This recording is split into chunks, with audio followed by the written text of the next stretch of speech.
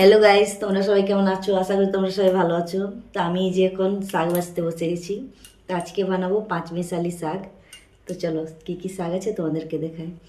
এই যে এটা হচ্ছে পূর্ণলবা শাক। তো এই দেশের লোক এটাকে খাপরা শাক বলে থাকে। তো তোমরা কি বলো নিশ্চয়ই কমেন্টে জানাবে এই শাকটাকে, চিনতে পারছো? আর এটা হচ্ছে পুনকা শাক। গার্ডেনে হয়েছিল, টবে হয়েছিল, টবের থেকে তুলে নিয়ে আসা হয়েছে। আর এই যে এটা কুমড়ার শাক, এটা লাউ শাক, আর এই যে আছে সজনা শাক। আজ এটা মিশিয়ে রসুন দিয়ে ভাজবো। তো চলো শাক বাছা যাক। জানো এই পাঁচমিশালি শাকটা খেতে অনেক টেস্টি লাগে, আমাকে তো অনেক ভালো লাগে, তাই আজকে এটা বানাবো। আর এর সাথে আছে আজকে পান্তা ভাত। পান্তা ভাতের সাথে পাঁচমিশালি শাক খাবার মজাই আলাদা।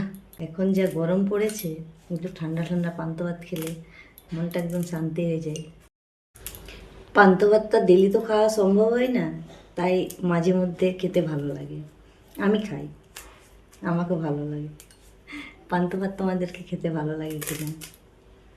তো আশা করছি সবাইকে ভালো লাগে পান্তা ভাতটা, কেন? কারণ খেলে একটা আলাদাই অনুভব। যে খায় সে জানে, যে খায় না সে জানবে না। আর এই দেশীয় লোকরা পান্তা ভাত খেতে সবাই পছন্দ করে।